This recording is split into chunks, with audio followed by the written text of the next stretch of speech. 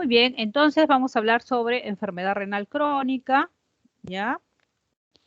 Es importante mencionar que la enfermedad renal crónica, ¿ya? Es la pérdida gradual y progresiva de la función renal en un periodo mayor de 3 meses. Eso lo diferencia de la enfermedad renal aguda, que generalmente pues es menor de 3 meses, ¿ya? Recientemente se ha dado una clasificación de tipo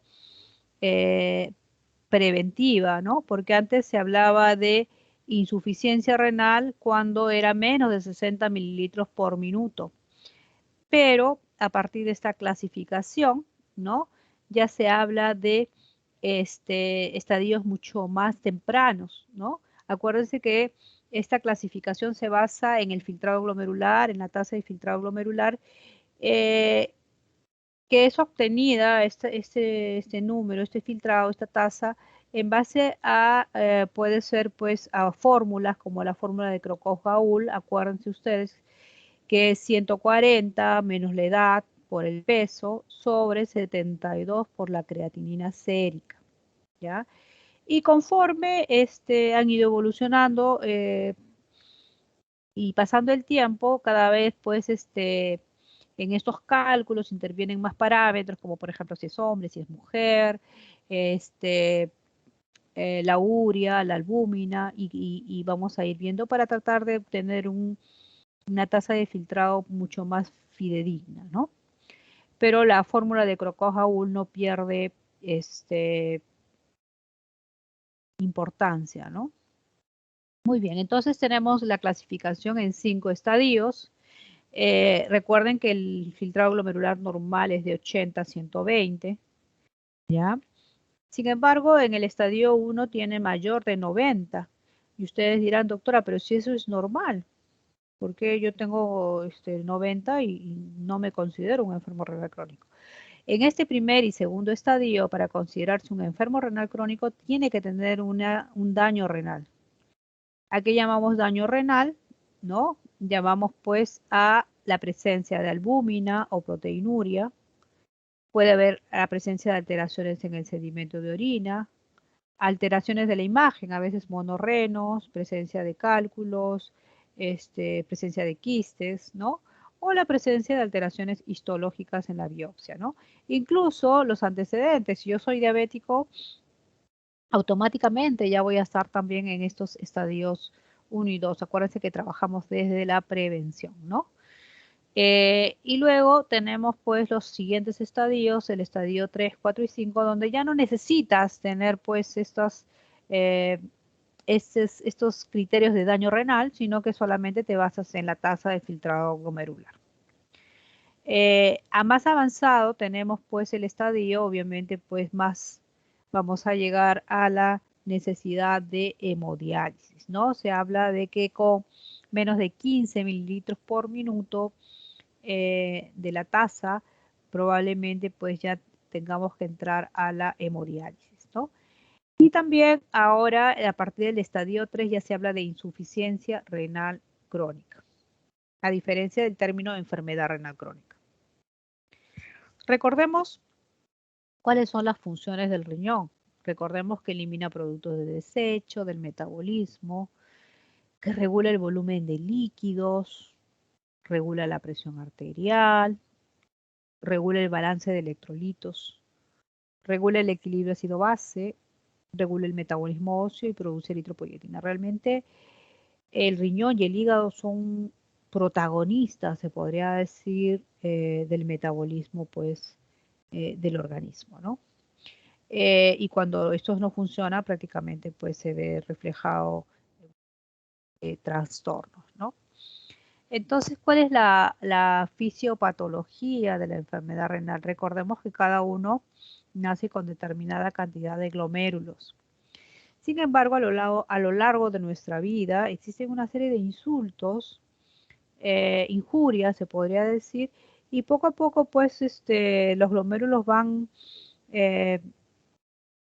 perdiendo la función, ¿no? Como muriendo, se podría decir, ¿no? Perdiendo la función, y el compañero que está al costado trata de suplir la función de su compañero y comienza pues a hiperfiltrar, ¿no? Al comienzo es fisiológico, ¿no? Este actuar del vecino, se podría decir, pero que luego ya conlleva a un daño porque estimula la inflamación, la liberación de una serie de sustancias como macrófagos, linfocitos, fibroblastos, y a la larga van a conllevar hacia la esclerosis del glomérulo y pérdida de la función renal. Es por eso que hay la famosa insuficiencia renal crónica, ¿no? Acá vemos la fisiopatología, ¿no? Hay una disminución del número de nefronas funcionantes y por lo tanto, pues vamos a encontrar hipertrofia glomerular con el afán de suplir la función del compañero. Hay una vasodilatación preglomerular y todo esto va a conllevar a proteinuria y por lo tanto a la glomeruloesclerosis.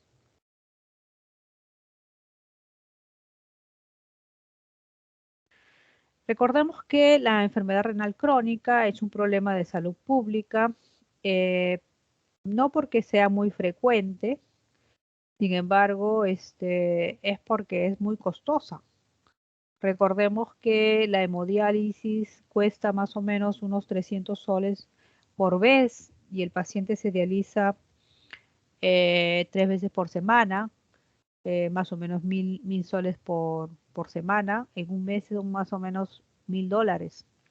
$1000 que antiguamente cuando uno no tenía seguro, prácticamente lo costeaba el paciente y si no tenía se moría. Gracias a Dios, ahora pues todos los pacientes están cubiertos, ya sea por el SIS, ya sea por algún tipo de seguro, pero ninguno se muere sin dializar, ¿no?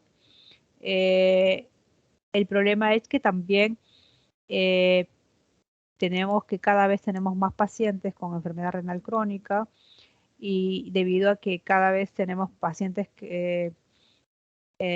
más ancianos, de más edad, acordémonos también en el mundo están tomando bastante importancia las enfermedades diabéticas, el tema de la obesidad, el tema de la hipertensión, todo ello conlleva pues a daño renal secundario, ¿no?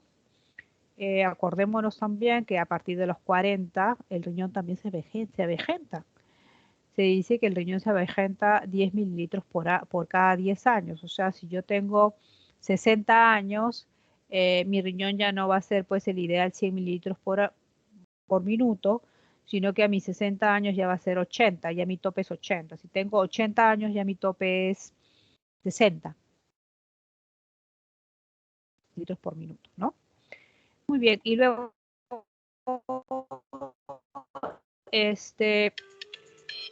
perdón. Y luego vamos a ver pues que hay un acuerdo, miren, en el mundo con hemodiálisis, diálisis peritoneal o con trasplante. Muy bien, el otro tema también es que se sabe que la enfermedad renal crónica de por sí es un factor de 12ª causa de muerte. Esta es una lámina en relación a la diálisis que se hacía en nuestro país del 2013. Teníamos más o menos unos 13.000 pacientes, de los cuales realmente accedían a los entre 20 y 25.000 pacientes. Acá tenemos las fórmulas diferentes de le multiplicamos por 0.85. Luego tenemos otras fórmulas, como por ejemplo el MDRD, vemos en verde, MDRD4, porque hay 4 variables, ¿no? La creatinina, la edad, el género y la raza. Ahora se habla del MDR6, por ejemplo, ¿no? Y se espera que estos datos sean un poco más fidedignos. Y es más, ya vienen ya con la fórmula lista como para poner algunos datitos y ellos automáticamente calculan la información, ¿no? Acá tenemos la otra ecuación que es el CKD-EPI, ¿no? Y lo ven que es bastante complejo, ¿no? A ver, las guías recomiendan la estimación por ecuaciones obtenidas a partir de la creatinina, la edad, el sexo y la etnia, ¿no? La más usada es el MDRD4. Sin embargo, el uso de Crocos-Gaúl se desaconseja cuando la enfermedad renal es cada vez más avanzada porque te da una sobreestimación del filtrado. Ahora, ¿qué compuestos potencialmente tóxicos se van a acumular en la insuficiencia renal crónica? ¿Por qué? Porque recuerden que eh,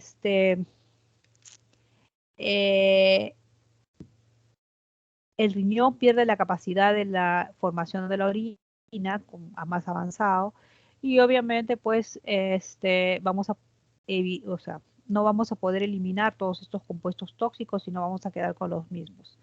Se dice que la hemodiálisis te ayuda a eliminar estos compuestos en un 20%, o sea, suple la función del riñón en un 20%. Entonces hay un 80% que se va a quedar acumulado. Es por eso que estos pacientes, pues de una u otra forma, este, van a sufrir de las consecuencias de la retención de estos compuestos, ¿no? Por ejemplo, la urea, los fenoles, los indoles, los escatoles, etcétera, etcétera. La beta-2 microglobulina. La etiología es la nefropatía diabética, la nefroesclerosis hipertensiva, las glomerulopatías, las nefritis intersticiales, el riñón poliquístico y la uropatía obstructiva en ese grado más o menos de frecuencia. Hay factores que hacen susceptible a que te puedas enfermar de enfermedad renal crónica. Habíamos hablado de la edad avanzada, es por eso que en pacientes con añosos se recomienda pues no dar nefrotóxicos, ¿no? Las sustancias de contraste hay que tener mucho cuidado con ellos y tratar bien a estos pacientes. Hay pacientes que tienen una historia familiar de enfermedad renal crónica, esos pacientes también están susceptibles de poder enfermarse. Otro caso también son los pacientes prematuros, los niños. El tema es que al ser prematuros no dejan una maduración adecuada, el riñón, la masa nefronal no es la adecuada y probablemente pues tenga más susceptibilidad de hacer enfermedad renal crónica. La raza negra también por el tema de la hipertensión arterial.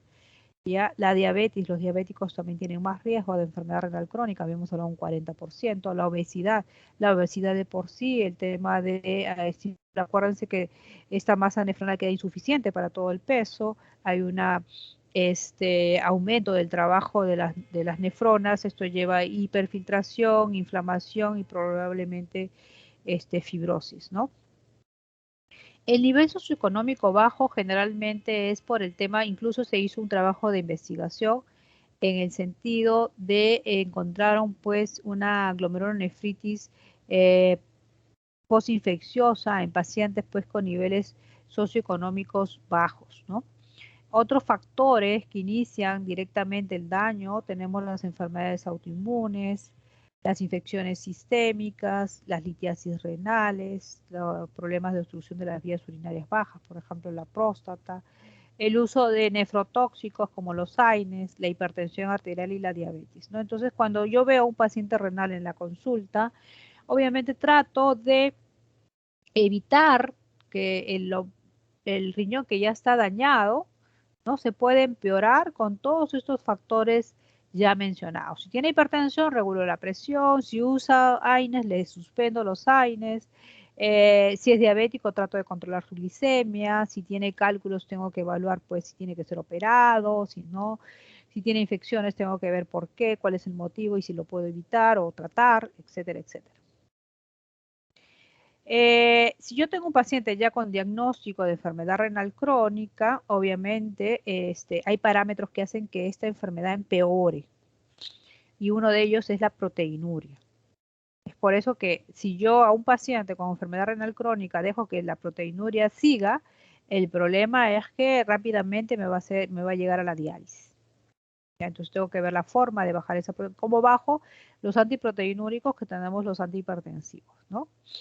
Hay otros parámetros, el tabaquismo, la dislipidemia, la anemia, que pueden, enfermedad cardiovascular, que pueden pues hacer, si yo no las controlo, progresar la enfermedad. Muy bien. Acá vemos, miren, un cuadro donde en rojo está cuáles son las nefropatías que más rápidamente avanzan hacia la insuficiencia renal crónica. Y vemos, por ejemplo,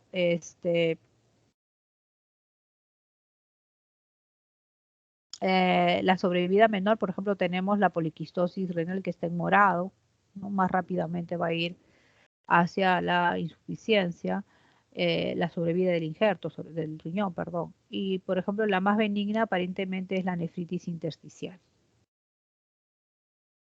Presión arterial también. Si yo tengo una presión arterial, acuérdense que en enfermedad renal crónica el 90%, 95% son hipertensos. Si yo controlo esa presión, ese riñón me va a durar más tiempo, ¿no? Como vemos en la lámina. La proteinuria es con mucho mayor motivo, es el más tóxico renal, se considera un tóxico renal, es por eso que si yo tengo menos de 1 gramo, vemos que la sobrevida va a ser mucho mayor, que está en azul, que si tuviera más de 3 gramos en orina de 24 horas, vemos con la curva roja. Muy bien, vamos a ver que en relación a la enfermedad, vamos a ver que, por ejemplo, estos pequeños insultos que pueden producir activación, por ejemplo, una deshidratación, que puede producir activación del sistema renina angiotensina de aldosterona, a la larga va a aumentar la presión glomerular y esto va a llevar a fibrogénesis. La hipoxia crónica aumenta la producción de radicales libres y va a llevar a apoptosis de las células del epitelio tubular y daño renal, ¿no?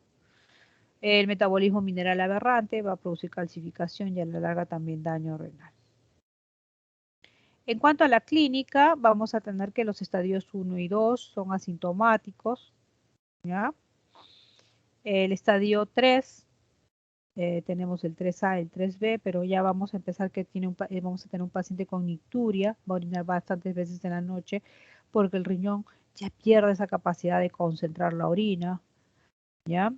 Vamos a tener también una anemia, porque va a haber disminución en la producción de la eritropoyetina. ¿Qué más? Vamos a tener tendencia leve al aumento del fósforo y aumento del potasio. En el estadio 4 ya vamos a tener más síntomas mucho más floridos. Es por eso que siempre les digo, a veces yo he tenido pacientes que han venido a la emergencia por un dolor de cabeza y les han dicho que ya tienen que dializar. O sea, y dicen, pero ¿en qué momento me ha avisado esta enfermedad? No, esta enfermedad generalmente es muy silente y cuando ya avisa ya es de forma tardía, ¿no? En el estadio 4, por ejemplo, vamos a encontrar que hay retención de fósforo, ya vamos a encontrar elevación de la uricreatinina, va a bajar el calcio, va a seguir orinando, ¿sí? Pero va a haber sodio bajo, a la anemia empeora, puede llegar a haber hasta 8, 7, y la hipertensión cada vez se hace más difícil de controlar. Ya en el estadio 5, que es en la etapa prediálisis, vamos a tener el síndrome, el famoso síndrome urémico, ¿no? Las náuseas y los vómitos matutinos, ¿no? La creatinina puede llegar a 8, 10, 12, 14 gramos, ¿no? Edema. Y acá vemos pues que el síndrome urémico, como bien lo había dicho a los chicos de la práctica, no solamente es una alteración del riñón, es una alteración sistémica. Miren, acá tenemos pues que abarca hasta el sistema nervioso, ¿no? Nos va a dar la famosa encefalopatía urémica. El paciente va a tener pues dificultad de la concentración,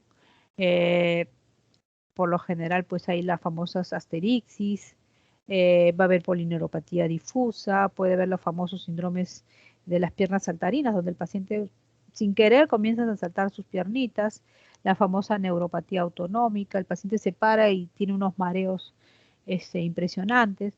Luego tenemos también alteración del sistema inmunológico, hematológico con la anemia que habíamos visto por el tema de la eritropoyetina, pero también hay una disfunción plaquetaria. La calidad de las plaquetas van a estar alteradas por la uremia, como que se atontan, y por lo tanto va a haber más tendencia al sangrado, ¿no? El déficit inmunitario también, ¿no? Y sus pacientes tienen mayor riesgo de infecciones y otras comorbilidades. En el sistema cardiovascular vamos a tener que esta hipertensión arterial puede causar pues insuficiencia cardíaca, hipertrofia ventricular, puede producir derrame pericárdico, ¿no? En el aparato digestivo, anorexia, náuseas y vómitos matutinos.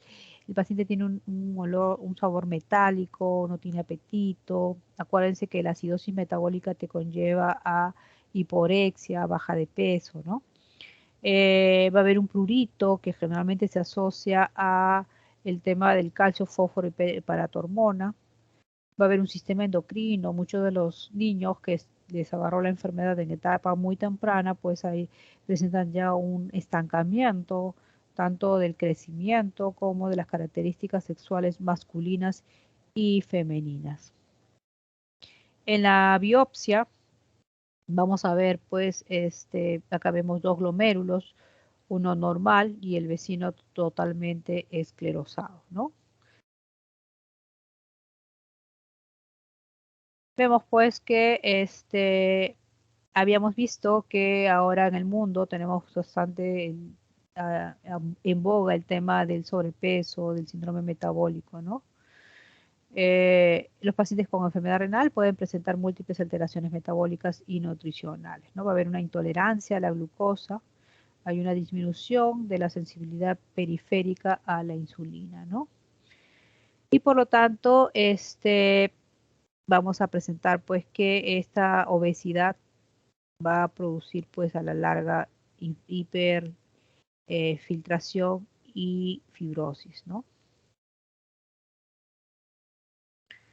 En cuanto al tratamiento de este cuadro metabólico, debemos recordar, es ahora peor con el tema de la pandemia, todo lo hacemos pues en un escritorio, ¿no? Entonces muchos de nosotros hemos subido de peso, entonces siempre hay que hacer el famoso ejercicio, restricción de sal, la dieta, una comida balanceada, evitar el alcohol, evitar el tabaco. Hay algunos medicamentos en estos pacientes obesos. Por ejemplo, el Orlistat, que te ayuda mucho al tema de la ansiedad y la ingesta de alimentos, ¿no? La hipertensión arterial hay que tratarla con YECA, SARA-2, el tema de las estatinas y y si tiene pues un gran componente o tiene diabetes hay que dar metformina o las glitazonas. Bien, alteración del metabolismo óseo, acuérdense que la vitamina D debe ser conjugada a nivel renal a 1,25 de hidroxicolicalciferol. Si tenemos un riñón enfermo, no va a haber esta hidroxilación, ¿no? Entonces, ¿qué vamos a ver con el tema de el calcio, fósforo y paratormona en un paciente renal, ¿no? La famosa osteodistrofia renal, ¿no? Entonces vemos que si el filtrado glomerular es menor del 50%, no va a haber eliminación del fósforo, ¿no? De los fosfatos, ¿no? Entonces, ¿qué va a pasar? Va a haber mayor fosfato en sangre, lo que va a estimular para neutralizar ese fósforo la salida de calcio de los huesos, ¿no?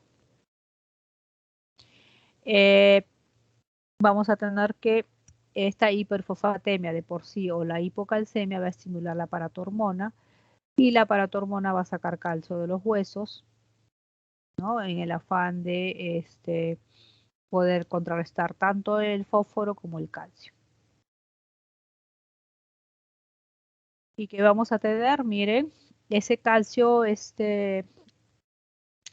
vamos a tener que hay calcificaciones de los vasos, miren acá, ese calcio que se extrae, ¿se acuerdan que habíamos dicho? Ese calcio que se extrae de los huesos se va a precipitar en estos vasos y va a producir calcificaciones y la famosa calcifilaxia es cuando se precipitan este calcio a nivel de los vasos periféricos pequeños terminales, ¿no? Y hay unas áreas de necrosis. Estos son de pacientes renales. El otro tema también, habíamos mencionado también que conforme avanza la enfermedad hay disminución en la producción de orina.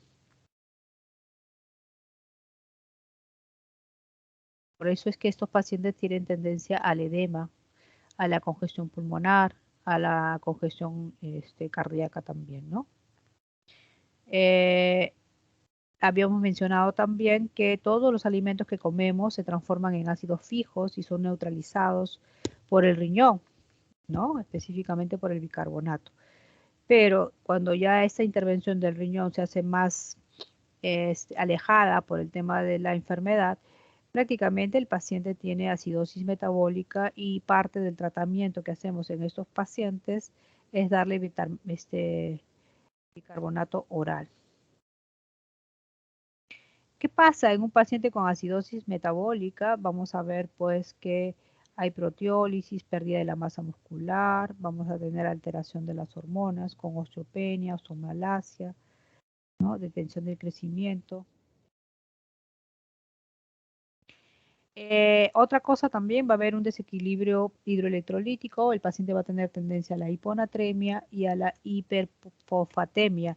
El tema del potasio alto hace que muchos de los pacientes fallezcan o mueran por cuadros de hipercalemia, las famosas paradas cardíacas en diástole, ¿no?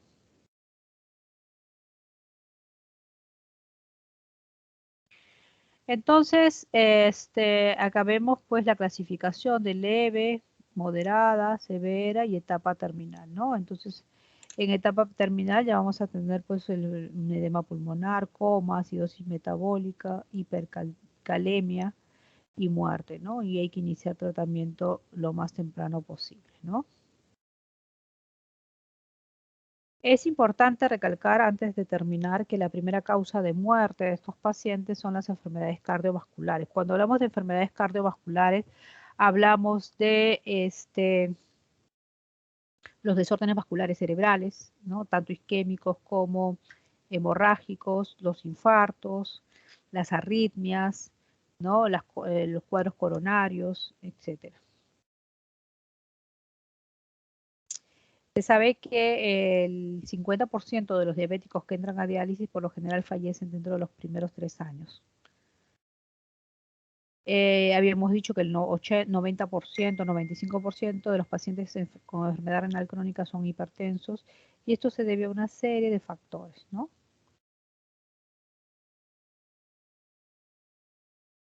Hablábamos también que hay una alteración endocrina en la liberación de una serie de hormonas, ¿no? Eh, va a haber, por ejemplo, el tema de la vitamina C, perdón, de la vitamina D, el tema del hiperparatiroidismo, hormonas, la folículo estimulante, los pacientes pues son infértiles, ¿no? Pero hay un pequeño porcentaje de los pacientes que aún se logra embarazar estando en hemodiálisis. La hormona tiroidea también, la testosterona, la insulina. El tema de la anemia era multifactorial, le habíamos echado la culpa solamente a la eritropoyetina, pero acuérdense que estos pacientes también, la uremia disminuye la vida media de los glóbulos rojos. La renal de por sí está bajo una inflamación sistémica,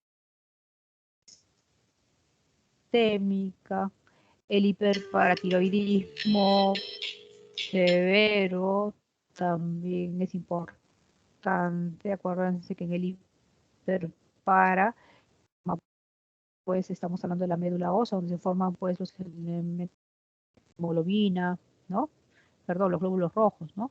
En este caso, al haber hiperparatiroidismo, hay más tendencia a la fibrosis de esta zona y la disminución de la fosfología. Bien por alteración de las plaquetas, de la calidad de las plaquetas, y estos pacientes tienen microsangrados, ¿no? También son sometidos por el tema del potasio, y el potasio se sabe que está pues en a ver, ¿cómo les podría decir? En las verduras, en las frutas, sobre todo las verduras, por lo cual se les restringe. Entonces, bajo ingesta de hierro, folatos y vitaminas, sobre todo el hierro en las carnes rojas, ¿no? Entonces, esta anemia de por sí y todo el tema de la hipertensión, todo el tema de la hipertrofia ventricular secundaria, pues también a volumétrica, puede llevar a la falla cardíaca y es por eso pues que la causa de muerte es bastante aumentada en esto. El tratamiento, a ver chicos, yo creo que no es, ahorita vamos a hablar sobre tratamiento, vamos a hablarlo pero muy ligeramente, pero recuerden que las primeras etapas son asintomáticas, prácticamente no hay tratamiento. Recién con menos de 50 ya estamos viendo pues el tema, ¿se acuerdan que les dije hiperfosfatemia? Probablemente hay que tratar de mantener el fósforo bajo con el uso de antes del fósforo, que en este caso son los suplementos de calcio y la vitamina D. Luego vamos a tener el tema de la anemia, ya cuando la depuración, el tasa de filtrado es menos de 30, ya tenemos que usar una eritropoyetina externa, una recombinante. ¿Ya? ¿Qué otra cosa también? La acidosis también la debemos tratar con bicarbonato. Y cuando ya es menos de 15, tenemos que ver ya el tema de las complicaciones, ¿no? De repente la hipercalemia, de repente el edema agudo pulmonar y otras cosas, y tenemos que iniciar la diálisis temprana. Cuando yo tengo un paciente con enfermedad renal crónica, ya sea en los diferentes estadios, tengo que evitar el uso de algunas sustancias nefrotóxicas que me van a empeorar la función. Ya es por eso que es importante la historia clínica que ustedes puedan hacer, porque de repente capten algún nefrotóxico que pudiéndolo evitar o suspender, podemos mejorar la función del riñón, ¿no? Entonces, recordemos pues que ellos tienen tendencia a la hiperpotasemia, hay que evitar diuréticos ahorradores de potasio, los YECA, los ARA2 también retienen el potasio. ¿Qué más? Evitar nefrotóxicos directos como los aminoglucósidos, evitar antiinflamatorios no esteroideos. Y si es que en caso necesitar algún antibiótico, tratar de corregir la dosis de acuerdo a la función del riñón. Y minimizar el uso de sustancias de contraste. ¿Cuáles son las opciones de tratamiento de estos pacientes renales? Tenemos la hemodiálisis. Esta hemodiálisis también es variable, ¿no? Realmente lo hacen en un centro de hemodiálisis cercano a su casa, ¿no? Que lo paga el seguro, el Ministerio de Salud. Son 3 a 5 horas 3 veces por semana. El paciente, hay unos sillones, ¿no? Ahorita hay unos filtros que hacen toda la función. Estos filtros tienen como unos capilares internos y por fuera una cápsula. En los capilares pasa la sangre y por fuera pasa el líquido dializado. El paciente se sienta en estos sillones, obviamente se les pesa y previamente y se le canula 2 agujas gruesas, eh, generalmente en una fístula. La fístula es la unión de una arteria con una vena, con el fin de que la vena adquiera una buena presión para que pueda ser efectiva la diálisis, la hemodiálisis. Y en aquellos pacientes que no tienen estas fístulas, porque la fístula demora pues más o menos es son sometidos a una cirugía y para madurar esta fístula por unos 2 meses, pacientes que requieren la hemodiálisis inmediata por alguna urgencia, se le pone un catéter. Este catéter puede ir en el cuello, a nivel yugular, a nivel subclavio, puede ir a nivel femoral, ¿no? Ahí tenemos pacientes donde ya no tienen acceso, se les pone translumbar, ¿no? Y yo he visto, por ejemplo, mucho tiempo atrás que pacientes se morían porque no había acceso a dónde ponerle el catéter para que pueda dializar el paciente. Todo lo tenía tapado. Era triste, ¿no? Porque estaba muy consciente el paciente. Entonces, eh, el inconveniente del catéter es que se infecta, hay que estarlo, ahora hay catéteres, antiguamente no había, pero ahora hay catéteres de larga permanencia que te duran 1, 2, 3 años. Las fístulas que hacemos pueden trombosarse, ¿no? Entonces te pueden durar 5, 8 años, ¿ya?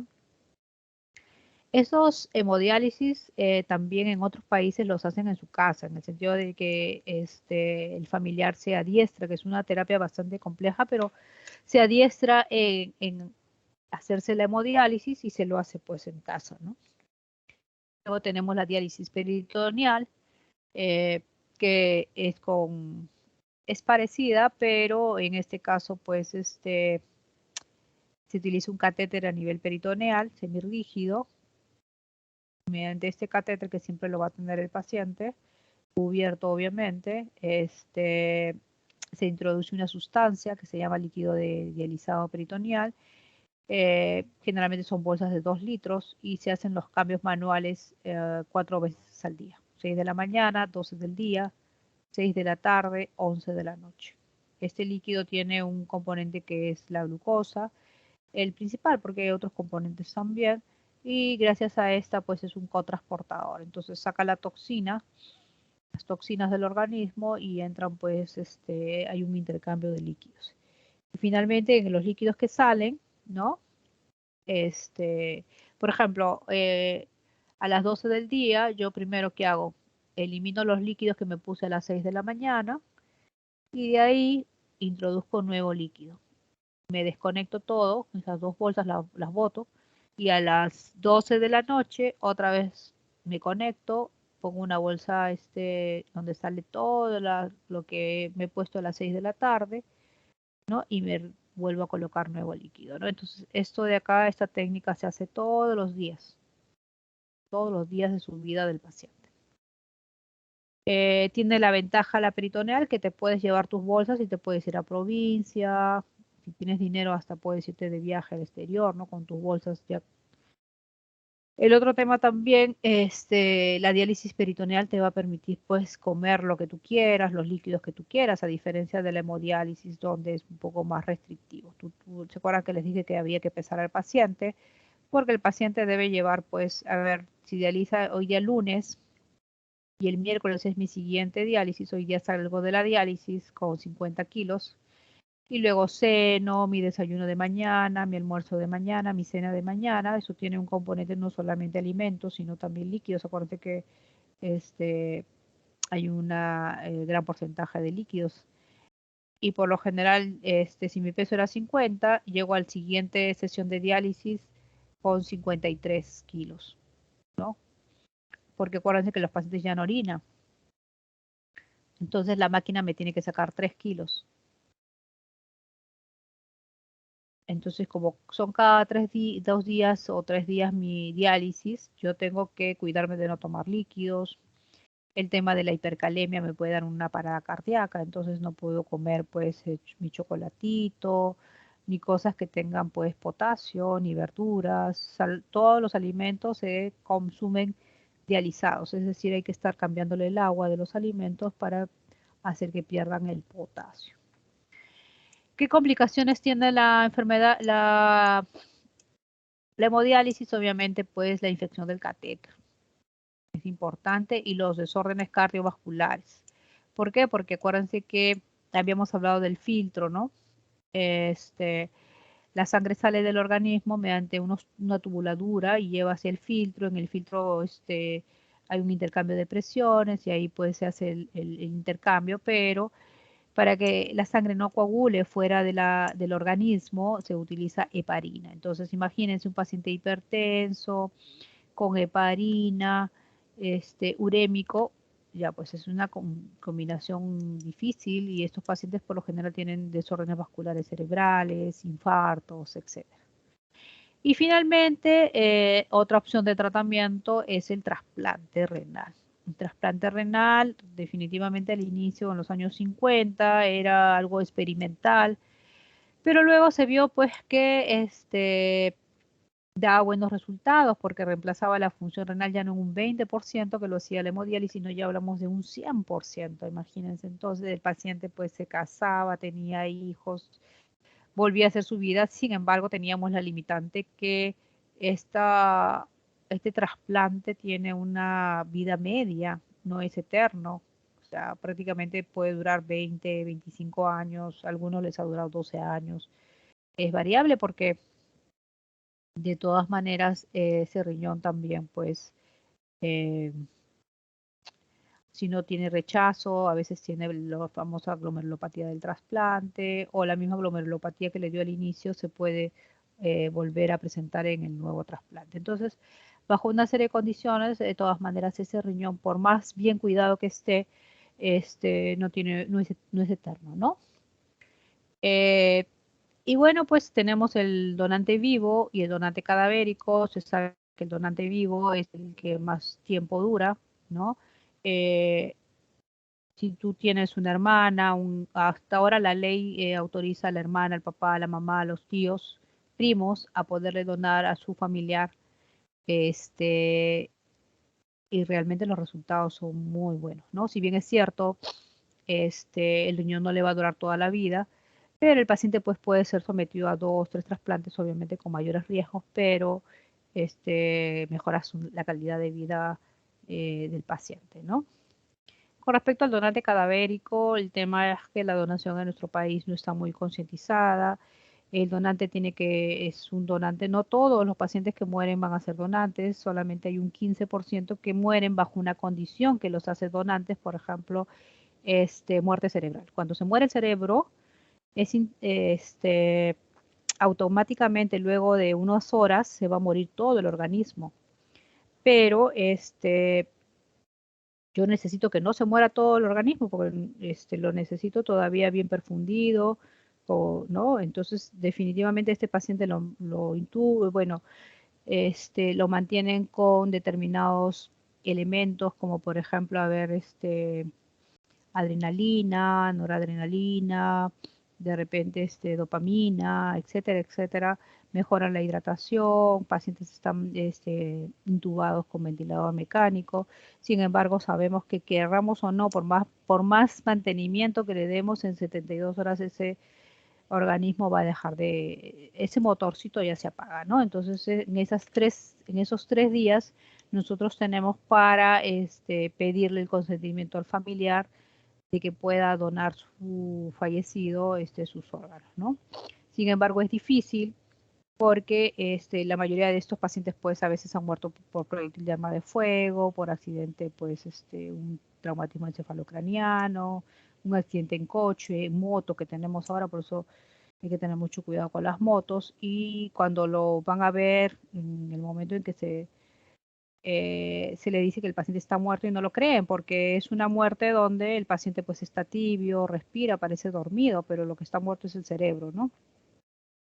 Bajo esas condiciones es bien difícil pues que la familia pueda donar y sobre todo porque hay una confusión entre el tema de coma y el tema de muerte cerebral.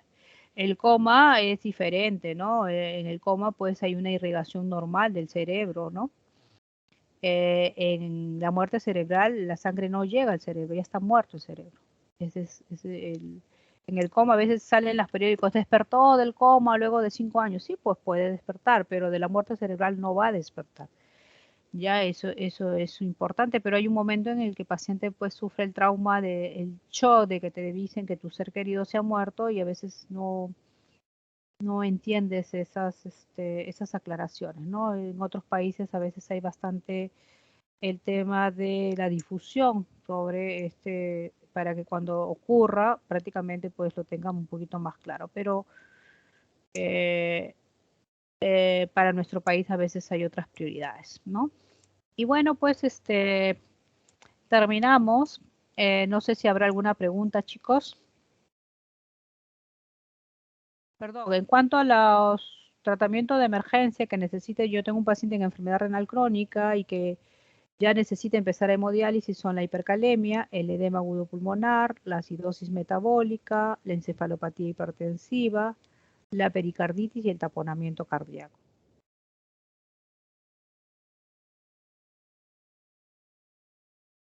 Y actualmente, pues, ¿cuál es la innovación que se está haciendo tratando de hacer estas maquinitas grandazas de hemodiálisis, hacerlas chiquititas como los famosos riñones artificiales, que sean chiquititos y que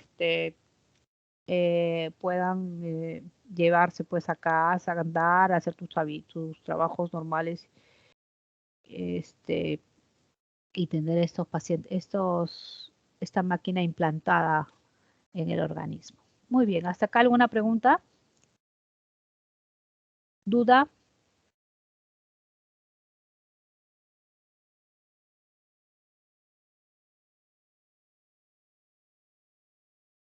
¿Mm?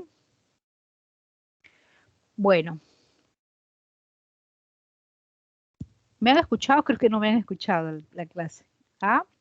Bueno, les voy a pasar la clase, chicos, las clases que quedaron pendientes, todo ya para que puedan estudiar. Sé que su examen es el día de mañana. Les deseo suerte, ¿ya? Y ya que no hay preguntas, me imagino que han entendido todo, ya me despido. Muchas gracias, doctora. Doctora. Ya, chao. Gracias, doctora. Hasta luego. Chao, chicos, chao. Gracias, doctora.